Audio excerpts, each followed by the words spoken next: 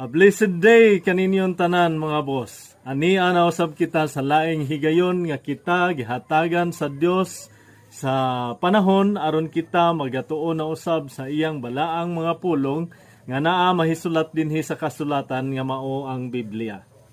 Mga boss, nakaangkon na ba kamo sa matuod nga kapahulayan? Mao kini ang atong hisgutan karon. Ug ato kining mabasa dinha sa Hebreo Kapitulo 4, versikulo 1 ngadto sa 3. Ang pulong sa Dios nagaingon, busa samtang nagpadayon ang saad sa Dios nga makasulod kita aron makaangkon sa iyang pahulay, magmatngon kita nga walay usa kanato nga mapakya sa pagdawat ni anang maong kapahulayan. Kay sama kanila nakadungog kita sa maayong balita, apan wala magpulos ang mensahe nga nadungog nila tungod kay wala man sila mutuo niini. Busa kita nga nagtuo nakadawat sa kapahulayan nga gisaad sa Dios sumala sa iyang giingon. Napungot ako og nanumpa nga dili gayud sila makasulod sa yuta diin ihatag ko unta kanila ang kapahulayan. Gisulti kini niya bisan kun nahuman na niya ang tanan sukad pa sa pagbuhat sa kalibutan. Balik ta sa ato ang pangutana mga boss. Nakabato na ba mo og matuod nga kapahulayan? Sa inyo bang paghunong sa inyong gimbuhaton o sa inyohang pag-take leave sa inyohang trabaho, nakapahulay ba gyud mo? Tinuod ba gyud kita nga nakapahulay? Sa ato bang pagbiya makadiyot sa atong trabaho o ming bakasyon, nakapahulay ba kita? Sa ato bang pagpahulay sa kagabihion, gitawag natong pahulay sa kagabihion, nakapahulay ba gayud kita? Nakatulog ba gyud kita? Nakaangkon ba gyud kita og matuod nga kapahulayan? Daghan sa ato ang mga kaigsuonan karon nga struggle ang pagkatulog. Gitawag nila kini og insomnia, problema sa insomnia. Nganong dili man makabaton ang tao sa matuod nga kapahulayan? Unsa man ang gihisgutan dinhi nga kapahulayan? Naghisgot kini mahitungod sa maayong balita. Ug ang maayong balita wala magmapuslanon ni adtong mga tao nga naminaw lamang apan wala mutuo. Giingon dinhi nga kita nga nagtuo sa maayong balita nakabaton sa kapahulayan. Unsa man daay kining kapahulayan nga gihisgutan dinhi mga boss? Ang kapahulayan nga gihisgutan dinhi mahitungod kini sa atoang pagkahiusa dinha kang Kristo Jesus. Pagkahiusa dinha sa ato ang Ginoo ug manluluwas. Mao kini nga gihisgutan nga makapahulay kita sa atong pagtuo diha sa maayong balita. Unsa man ang matuod nga mensahe sa maayong balita? Ato ana kining nahisgutan sa miagi natong hisgutanan. Ang matuod nga mensahe sa maayong balita mao nga si Hesukristo nagpakatao, nagpakamatay didto sa krus aron kita hatagan og kaluwasan, aron kita hatagan og kagawasan gikan sa kaulipnan sa atong mga sala. Gilukat kita niya pinaagi sa iyahang bililhon nga dugo mga boss. Kasagaran sa mga tao no. Bisan ako kaniadto ingon ana ang ako ang panghuna-huna. Makabaton lang ko ingon niini nga kantidad makapahulay gyud ko. Dili na ko maghago. Pero unsa man ang nahitabo, pagkabaton nato sa maong kantidad, dili gayud kita mo kontento. Mag-desire pa ta og dugang pa. Kamo ba nga gitawag og dato o adunahan na sa salapi? Nakapahulay ba gayud kamo? Aduna ba gayoy matuod nga kapahulayan nga naangkon ninyo? Pinaagi sa mga butang nga inyohang naangkon? Kamo ra gayoy makatubag ni ana mga boss. Apan ang giingon dinhi sa kasulatan mao nga kita makabaton lamang sa tinuod nga kapahulayan kung kita makabaton og relasyon ngadto sa atoan Dios. Makabaton lamang kita sa kapahulayan sa panahon nga kita mahiusa didto sa ato ang Ginoong Hesukristo.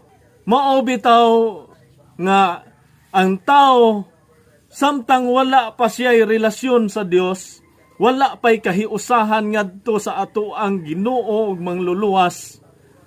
Wala gayoy puas ang mga kabalaka, mga kasagmuyo nining kinabuhia. Mga disappointment, mga kasakit, ngano man. Tungod kay bisan og unsa ang mga butang nga atong maangkon nining kalibutan na walay contentment ang tao. Dili kini makahatag kanatog matuod nga kalipay. Tungod kay ang salapi mao ang hinungdan sa tanang pagpakasala. Magtinta lamang kini kanimo ngadto sa pagpakasala. Unsa man ang rason nganong dili kahatagan sa Ginoo sa imong gipangayo nga kadato o kaharuhay. Kung kita nga mga ginikanan, mga tawhanon nga amahan o inahan, dili maghatag sa tanan nga gusto sa ato ang mga anak. Tungod kay sa tanaw nato, dili pa sila andam o dili makaayo kanila. Labaw na ang ato ang langit nun nga amahan. Nga dili gayud kini ihatag kanimo kung kini makadaot kanimo. Kung dili ka pa andam nga moangkon niining maong mga katigayunan dinhi sa kalibutan. Tungod kay kung dili ka pa andam sa imuhang kaugalingon nga mudawat niining maong sobra nga katigayunan, magpasalaag lamang kini kanimo og magdala kanimo ngadto sa kamatayon. Mga boss, dili sala ang pagpangandoy nga kita makabaton og kaharuhay niining kinabuhia dinhi sa kalibutan. Dili sayop nga kita maninguha sa ato ang kaharuhay, sa ato ang improvement sa ato ang pagkinabuhi niining kalibutan. Nahisgutanan anato nga sa miagi natong hisgutanan. Dili gayud sayop. Mahimo lamang kining sayop kung ang atong focus diha na lamang gayud. Tungod kay ang giingon sa balaang kasulatan, pangitaa pag-una ang Dios ug ang iyang kabubuton. Di ba? Seek ye first the kingdom of God and His righteousness, and all these things shall be added unto you. Pangitaa ang gingharian sa Dios ug ang katarong sa Dios ug ang uban nga mga butang igadugang raniya kanimo. Ginaingon din ha sa Mateo Kapitulo 6, versikulo 27. Ang pulong sa Dios nagaingon, kinsa man kaninyo ang makadugang sa gitason sa inyong kinabuhi pinaagi sa pagkabalaka. Aduna ba?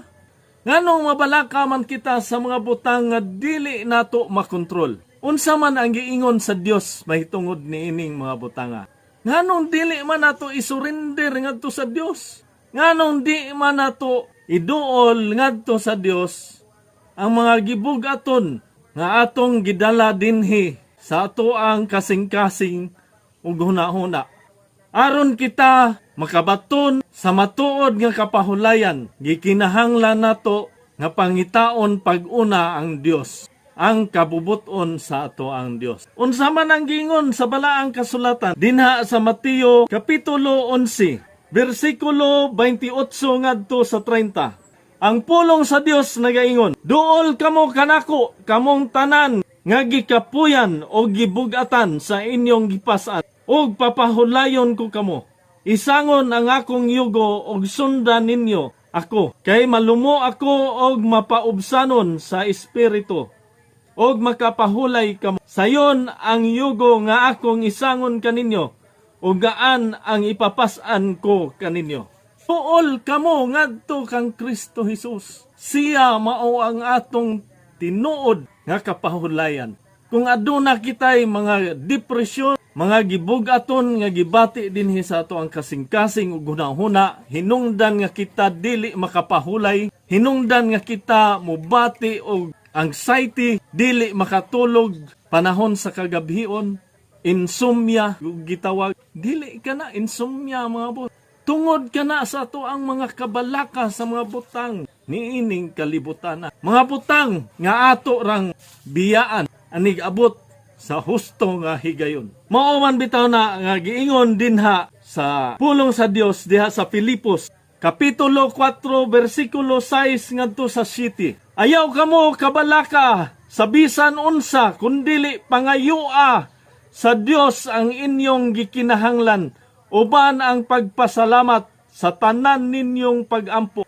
Og ang kalinaw sa Dios nga dili matugkad sa tao, manalipod sa inyong kasing-kasing ug hunahuna, diha sa inyong pagkahiusa kang Kristo Jesus. Dili gayud kini matugkad nga maong kalinaw sa mga tao nga wala magbaton og pagtuo dinha sa matuod nga mensahe sa maayong balita.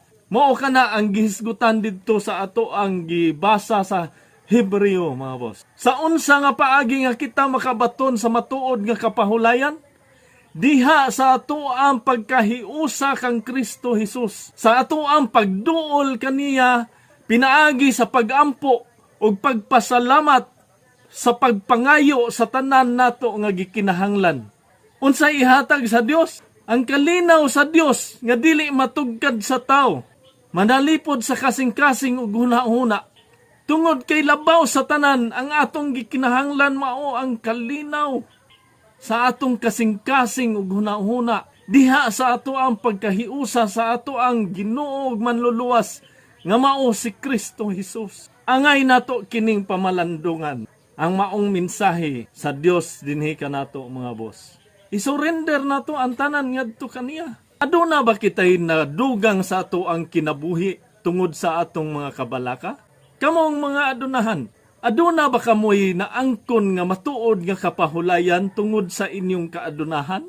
Panahon na nga kita mobalik ngadto sa Dios, sa ato ang langitnon nga amahan nga nagpaabot, nagtawag kanato sa pagbalik kaniya. Mga boss, hinaot nga nakatabang kaninyo kining ako ang gi-share kaninyo karon, o hinaot nga ang Dios magauban kaninyo kanunay sa inyong pagpanikay-sikay sa pagkinabuhi ug labaw sa tanan. Ang Dios unta magapanalangin kaninyo ug matuod kinasing-kasing nga pagtuo sa matuod nga mensahe sa maayong balita nga naghatag kanatog kaluwasan pinaagi sa atong pagtuo ug pagkahiusa nato didto kang Kristo Jesus nga atong Ginoo ug manluluwas. Dalaygon ang Dios ug amping mo kanunay, mga boss.